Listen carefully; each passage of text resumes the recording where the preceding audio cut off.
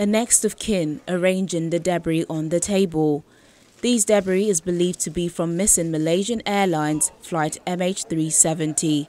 All the 5 pieces of debris were found by local villagers in Madagascar in 3 different locations, one of which was found as recently as August 2018. Flight MH370 with 239 passengers was on its way from Kuala Lumpur to Beijing in March 2014 when it disappeared, becoming one of the world's greatest aviation mysteries. The same next of kin holds the debris. The label number confirms that this is a piece from a Boeing 777 floor panel. So sometimes they look small and insignificant, but just at the it's so tiny you can barely see it, but it has a part number and it tells a story. Another next of kin of missing flight MH370 passenger Jaquita Gonzalez shows another piece of debris to the media during a press conference. I think the fact that debris is still washing up now, it means that this investigation is still live. It shouldn't be closed because, there's still evidence washing up. So why should we turn a blind eye to evidence that is washing up on the shores of Africa? And there are parties, private companies that are capable who are willing to continue searching on a no-cure, no-fee basis. I think we should be more open to allowing them to do the search. And it's time for the 5 relatives present to hand over the debris to the Malaysian Transport Minister, Anthony Luke. So far, 27 pieces of aircraft debris have been collected from various places around the world, but only 3 wing fragments that washed up along the Indian Ocean coast have been confirmed to be from MH370.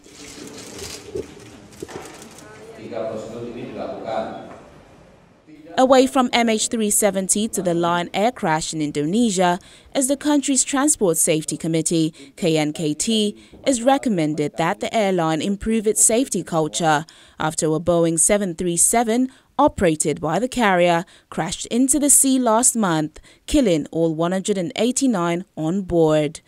The committee says the budget airline should ensure that a pilot can make proper decisions to continue a flight.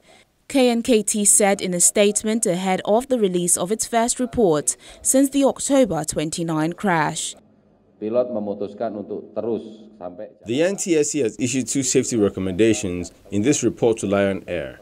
The first is that Lion Air will implement the operation manual, which we would hope would fix the safety culture. The pilot can take action on whether to continue a flight.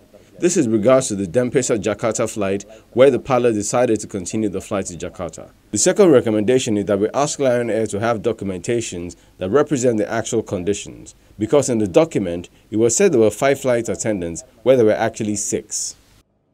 KNKT's investigators also acknowledged that the plane was not airworthy on a flight the day before it crashed.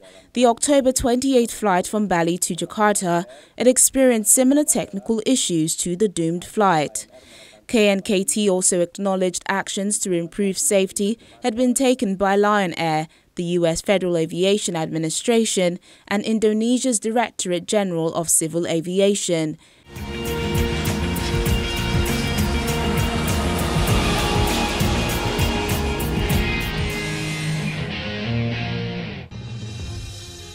Over the years, many plane mishaps has occurred across the country, increasing the fear of taking flights to different places. For some, traveling by air for some individuals is fun and also an opportunity for sightseeing, and for some others, it's the most dangerous way of going on a trip. Before booking a flight, a lot of people try to find out if the airline they are going to fly is a safe one.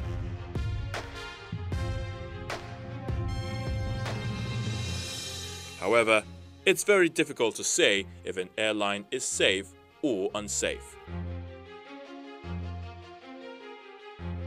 What should be of utmost concern to an aircraft passenger is having some level of knowledge of flight safety in case an emergency landing occurs. The first and most helpful step a passenger can embark on is the one taken before the actual takeoff. Listen to the cabin crew.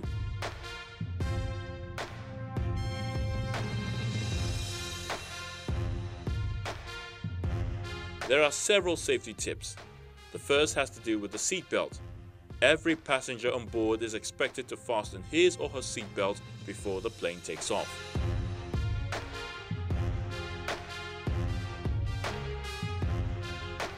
Secondly, the seat should be upright and in a locked position during takeoff as well as the end of the trip.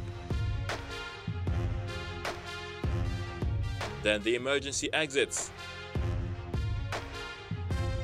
Jets and turboprops typically sport an emergency egress in addition to regular doors such as main cabin and/or flight deck door.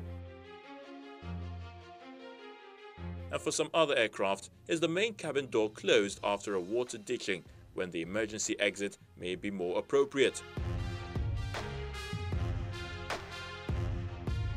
Emergency O2. Flying above 25,000 feet, unconsciousness comes quickly in the event of depressurization. At 30,000 feet and above, unconsciousness comes in seconds. Death ultimately follows if left unattended.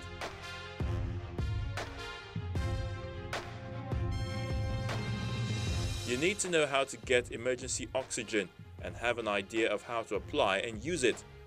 Only then can you offer your help to others. You should also be aware that a fire extinguisher could be necessary if a fire occurs on board. Remember the 3 nearly universal steps. Remove the locking pin, point the nozzle at the base of the fire in almost all cases, and squeeze the handle, moving the nozzle from side to side to cover the base. Automated External Defibrillator, AED. These come in sizes down to around the dimensions of a 3-inch 3-ring binder, and they are used to save lives. All you need to do is find out the location.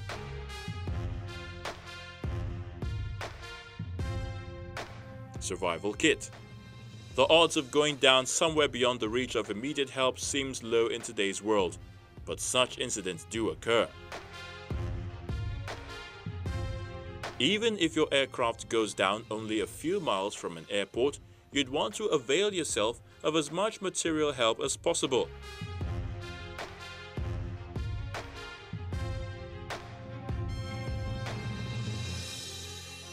Space blankets, for example, can help someone ward off the short-term impact of shock and the long-term impact of trauma. And when on board, you need to locate the passenger's checklist. Locate all doors and exits on the airline and identify the instructions. Locate emergency oxygen sources and confirm with crew whether automatic masks deploy upon depressurization. Where is the first aid kit? Injuries can happen in flight too. In case of fire, where is or where are the extinguishers? Ask crew if there is one in the cockpit, if not in the cabin, or whether there's one in both. Ask whether the airplane carries an AED, Automated External Defibrillator. Is there water survival equipment aboard? You should receive a briefing for overwater flights that require it. Survival kit, if there is one. Where is it stowed? Likewise, where are all the flashlights kept? Know the whereabouts of flares and other signaling devices. Where is and how do you operate the radio in an emergency?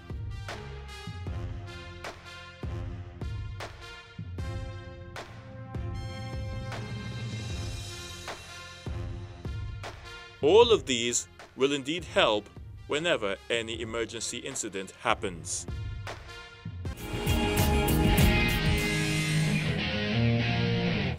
And this is our curtain call on the program. Thank you so much for watching. I'm Bukola Joe Oketumbi.